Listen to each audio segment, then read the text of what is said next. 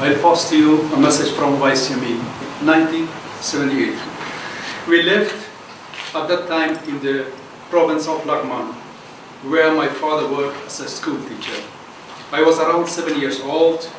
It was a sunny day and I played outside with my friends when I saw that a few unknown gunmen arrested my father and my uncle. My uncle was just 3 months ago married. I and nobody didn't know why they were arrested. Common was that in those days a lot of people were taken by the government secret police. After 2 days, they were transferred to Kabul, Ministry of Interior Affairs. Just in 20 minutes, they have been transported by the AXA agents to Sidarat investigation in torture center.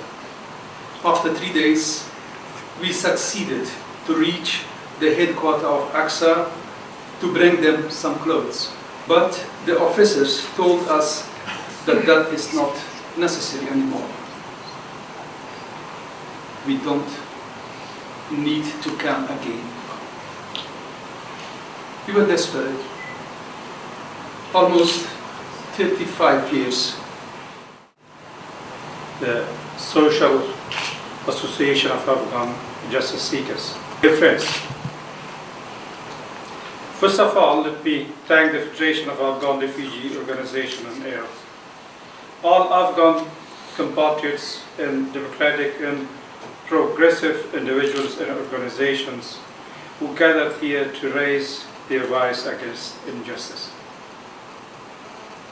In the beginning, I would like to say a few words about Social Association of Afghan Justice Seekers.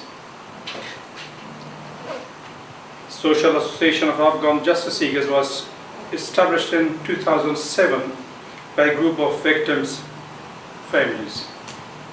Our aim is to raise the voice of victims and to bring justice in Afghanistan. Our association looks as a main task to document war crimes and bring to justice the perpetrators of such crimes who are having full immunity under the present government in Afghanistan. Since 2007, we have arranged several programs for justice seeking, which fortunately linked us to a big number of victims' families across the world, the country. Last year, the release of death list containing the names of 5,000 victims who were murdered by Russian servants between 1978 and 1979 once again reopened the wounds of our people and the victims' families. We also have a message from Assembly of Afghan Justice Seekers in Ottawa in Canada. Dear friends and countrymen, participants in the Hague Seminar on the Afghan Death Lists. On behalf of the Afghan Assembly of Justice Seekers in Canada, I salute you and your noble cause in pursuit of justice to all victims of atrocities over the past 35 years in our benighted country, Afghanistan. The Afghan Assembly of Justice Seekers is composed of the friends and families of the victims of atrocities committed by the Khalqi-Pakani regime. But we feel that justice cannot be selective, and it is only in calling for the perpetrators of all atrocities committed during the past 3.5 decades in our country that we can hope to honor the victims and see justice served. During these past three and a half decades, a whole Afghan generation has come up for whom what occurred in years gone by is hearsay history, and there are many who suffered and witnessed firsthand the unspeakable horrors and atrocities of those days, who are either with us no more or whose memories have become dim with the passage of years. He is the founder and leader of Hakim Nasser Khusrau committee or association in Afghanistan, and he's also the leader of Ismailiyas in Afghanistan. Well, his message is 3 pages, And I'm not asked to read it, only that he is also a victim of this victim in this case, and his two brothers were also murdered. So that's why he has written this message. We thank him a lot for sending this message, and as he has asked, we ask all Afghans to support this case and to bring those who committed the crimes in justice. Thank you very much. Thank you. 35 years ago, I was a small boy. And I will never forget the night that my father was taken from our home at midnight. He was taken by Khalqis and Parchanese gangs, a slave and ruthless regime who were created and brought to power by Russians. I was waiting for my father 34 years and always had the faith that he is coming back one day. But with around 5,000 victim list that were exposed and published by Dutch police last year, I found my father's name on that list. His name is at 4,630 positions. When I saw his name, the hope that I had for his coming back, it just flew away, vanished, and is gone. My father was not a killer and not a criminal. He was a great man. He loved his people and his country. And he always wanted to serve his people and his country the best way that he can. Whenever I watch the skulls and bones of those victims on TV or on the internet or on the pictures, I ask myself which of those skulls or bones belong to my father. Maybe that one or maybe this one. And I ask again myself what kind of destiny had my father. Because those 5,000 victims, each of them became a martyr in very barbaric and brutal ways. Many of them, during the tortures, lost their lives. Others were shot, executed, and buried alive. So that's why I asked myself what kind of destiny had my father. Those 5,000 victims are just a small part of Khalqis and Parchanese crimes in our country. Ladies and gentlemen, my name is Nasim Rahrao, and I live in the Netherlands. I was a political prisoner in Polichaki prison in Kabul from 1981 to 1991. During this time, I went through all kinds of physical and psychological tortures in the Sadara detention center of Khat and later in Polichaki. I was also witness to the torture of hundreds of other prisoners. I was part of a group of political activists struggling against the Soviet occupation and the puppet regime. 14 of my friends and comrades who were with me in the group were executed. They were, as you can see, Nader Ali Dehati, who was an engineer, Shapur Rohingpur, an economist, Muhammad Ali, an engineer, Anis Azad, a poet and a writer, Mirwais, also an engineer, Zubair Ahmad, engineer, Ahmad Zia, a lawyer, Dawood, an engineer, Naeem Azhar, an economist, Siddiq Joya, a doctor, Abdul Wahid Rohingpur, also a doctor, Zamarai Siddiq, an engineer, Muhammad Amin, an engineer, and Ziaullah, an army officer. These educated young men had either been taken from their homes or from their place of work. I was taken from my home, and for 10 years my fate was in the balance. For 10 years I expected to be taken out and executed any minute. Every time the door of my cell opened, I expected to be called to execution. Every time I died and remained alive. As a victim and as a witness, I bear testimony to the uncounted crimes committed by the People's Democratic Party of Afghanistan and Khat against the prisoners. I was witness to countless prisoners who were with me being taken out for execution. all Afghans are directly or indirectly being the victims of war. I am also one of victims who lost 2 members of my family, my 2 uncles. They were just 20 and 22 years old. They were killed by the puppet regime of People's Democratic Party of Afghanistan. They were imprisoned for 1 year. Later they managed to break the prison with some other inmates. The torture in the prison didn't stop their struggle against the puppet regime. They were participating actively in the war against regime. The intelligence of regime were active in cities and surrounding villages. After the prison break, the regime was in searching of them. Weeks and months, they were living in hideouts away from home and family. In those days, there were no communication technology. The father and mother were getting worried without knowing the whereabouts of their sons. And some villagers were coming with news that they were arrested by the regime.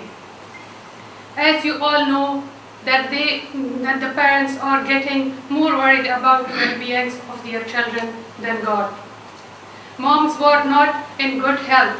At the time, she was refusing to eat her medicines day and night, sittings by herself, asking that she wants to see her sons. Finally, after a few weeks, one night, as the darkness was covering the eyes of everything, but not the eyes intelligence which was on our home.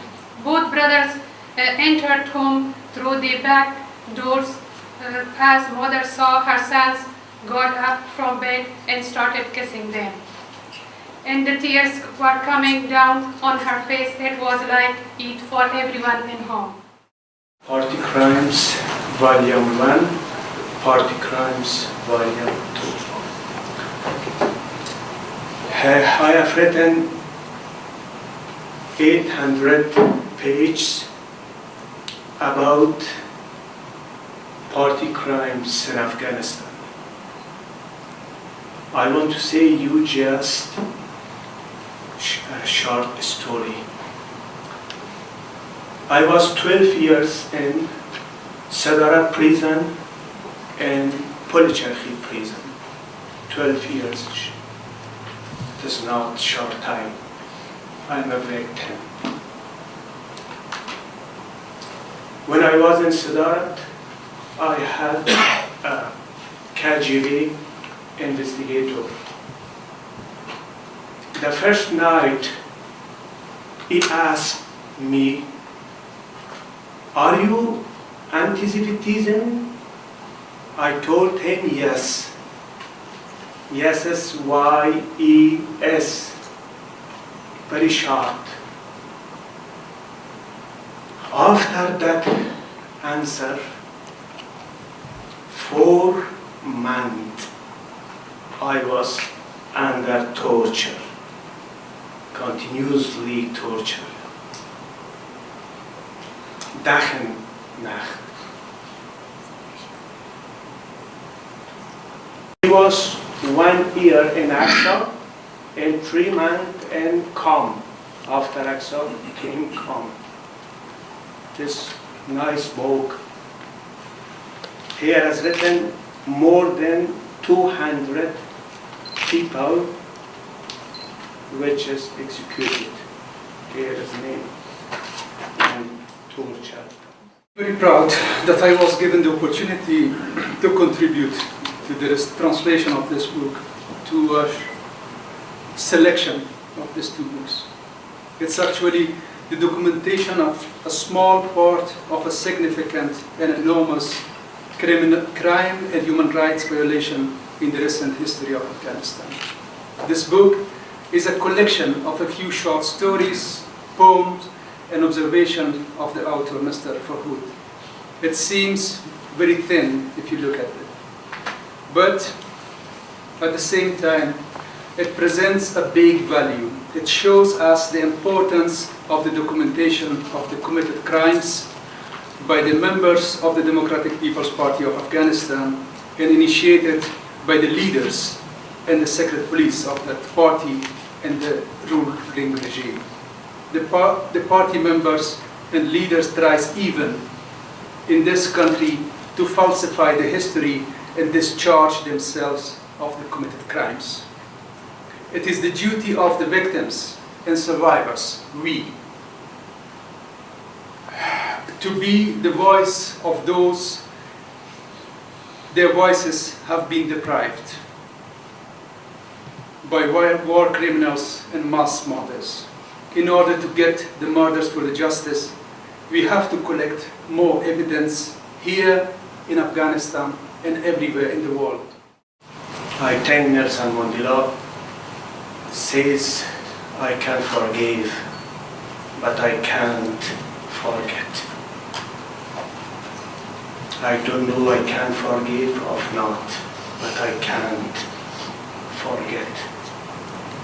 For this reason I wrote 800 pages about party crimes. We should not forget that the publisher of this book is also in this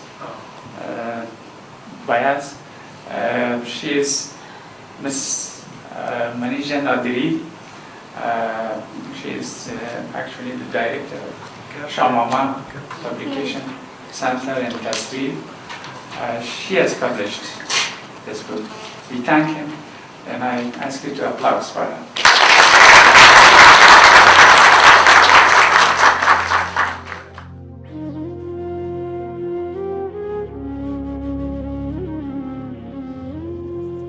سی سال از فاجعه ثور می گذرد، اما حزب دموکراتیک خلق تا هنوز نه معذرت خواهی کرده و نه به اعتراف دست زده است. جانیانی که پولیگون و گورهای دست جمعی را به وجود آوردند تا هنوز حاضر نشدند که به خاطر جنایات و خیانت‌هایشان در برابر قربانیان و مردم افغانستان سر تعظیم فرود آورند. معذرت بخواهند و به جنایاتشان اعتراف نمایند. قربانیان و مردم افغانستان عدالت می‌خواهند. ما قربانیان و بازماندگان خانواده های شهدا به خاطر جنایات حزب دموکراتیک خلق را محکوم می‌نماییم که جنایت و خیانت در افغانستان تکرار نگردد. ما به خاطر دادخواهی می‌کنیم که آدمکشان و شکنجهگران را محکوم کرده باشیم. ما به خاطر سمینار هاگ را در رابطه لیست کشتار 5000 اعدامی بیگناه دایر نمودیم تا جنایتکاران خلقی و پرچمی بدانند که جنایت، نسل کشی و نقض حقوق بشر در افغانستان که به وسیله اقصا، کام، خاد و واد صورت گرفته است تا هنوز فراموش نگردیده است و ثبت تاریخ شده است.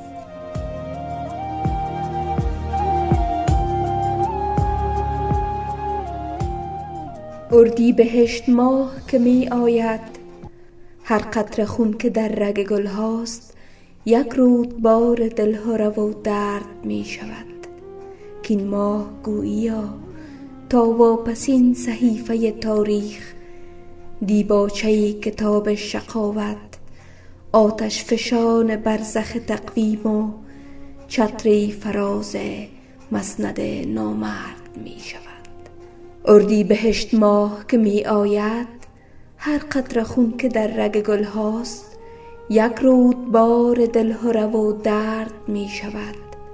کین ماه گوییا تا واپسین صحیفه تاریخ، دیباچه کتاب شقاوت، آتش فشان برزخ تقویم و چتری فراز مسند نامرد می شود.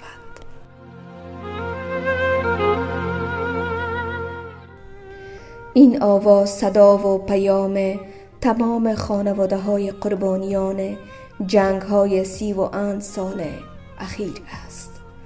با درود بر روان پاک شهدای افغانستان، بدرود.